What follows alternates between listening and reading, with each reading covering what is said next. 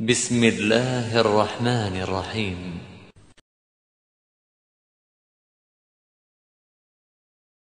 Assalamualaikum warahmatullahi wabarakatuh. Alhamdulillah, kalimat thayyibah yang selalu kita ucapkan kepada Allah Subhanahu wa taala. Apa kabarnya anak-anak hebat hari ini? Semoga kalian tetap semangat ya.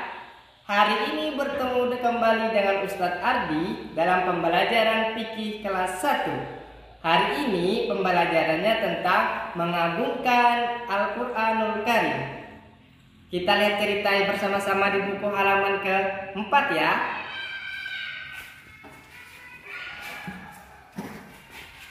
Pelajaran pertama, mengagungkan Al-Qur'anul yang mulia.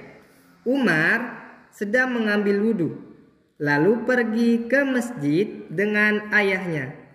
Ia melihat anak kecil bermain-main Al-Quran. Pertanyaannya, bolehkah kita bermain-main tentang Al-Quran? Tentu saja tidak boleh. Apa yang dilakukan Umar? Umar lalu mengambil Al-Quran tersebut dengan lembut. Umar meletakkannya di rak Al-Quran. Umar lalu duduk di samping ayahnya dan ayahnya membaca Al-Quran. Nah, itu yang dilakukan oleh Umar. Dia melihat orang sedang bermain tentang Al-Quran. Seharusnya Al-Quran itu tidak untuk dipermainkan, tapi untuk dibaca dan ditadaburi, atau kita mendengarkan seseorang membaca Al-Quran. Nah, Ananda di rumah perlu diperhatikan bagaimana caranya kita mengagungkan Al-Quran. Hal yang pertama, sebelum kita membaca Al-Quran, alangkah baiknya kita mengambil wudhu. Mengambil wudhu seperti kita mengambil wudhu ketika sholat. Ya, pasti Ananda semua di rumah tahu bagaimana cara mengambil wudhu.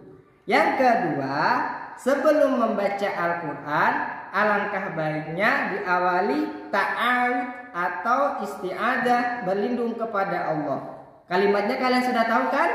Iya. A'udzubillahi minasyaitonir rajim. Aku berlindung kepada Allah Subhanahu wa taala dari godaan setan yang terkutuk. Selanjutnya, yang ketiga, di awal membaca surah dengan mengucapkan basmalah. Tahu kan?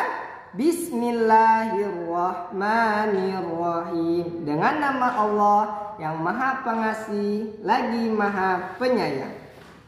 Selanjutnya, yang keempat, kita diam dan mendengarkan ketika dibacakan Al-Quran.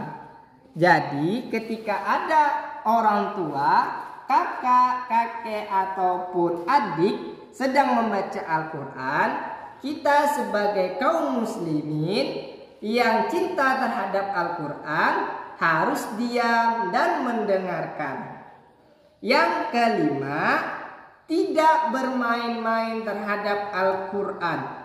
Al-Quran tidak untuk dipermainkan, bahkan tidak sembarangan memegang Al-Quran, memegang tangan kiri atau seperti buku biasa, tidak, karena ini firman Allah Subhanahu wa taala yang harus kita jaga, tidak boleh kita letakkan sembarangan. Yang terakhir, seperti yang Ustaz sampaikan tadi, meletakkan Al-Quran tidak boleh sembarangan, bahkan diletakkan harus yang lebih tinggi. Contoh seperti ini. Nah, iya, kalian sudah Ustadz jelaskan bagaimana belajar mengagungkan Al-Quran. Selanjutnya, kalian di rumah bisa membuka halaman kelima dan halaman ke-6 untuk latihan soal. Yang pertama, aku beri tanda centang untuk adab yang benar dan tanda silang untuk adab yang salah. Contoh yang pertama, meletakkan Al-Quran di tanah. Ayo, apa? Adab yang benar atau adab yang salah? Silahkan Ananda jawab di rumah ya. Yang kedua, tebalkanlah. Aku mencintai Al-Quranul Karim. Al-Quranul Karim ini yang ditebalkan. Nah, selanjutnya soal bagian ketiga. Ada lembar-lembaran dari Al-Quran di laci. Apa yang harus kita lakukan? Pilihannya A. Menyerahkan lembar-lembaran itu pada guru. B. Membiarkan saja. C. Memuliakannya. Ayo, di antara A, B, dan C, pilihan mana yang tepat? Silahkan Anda pilih di rumah ya. Selanjutnya nomor 4. Mewarnai. Warnailah kalimat Alhamdulillah, aku telah belajar cara menghormati Al-Quranul Karim. Ya,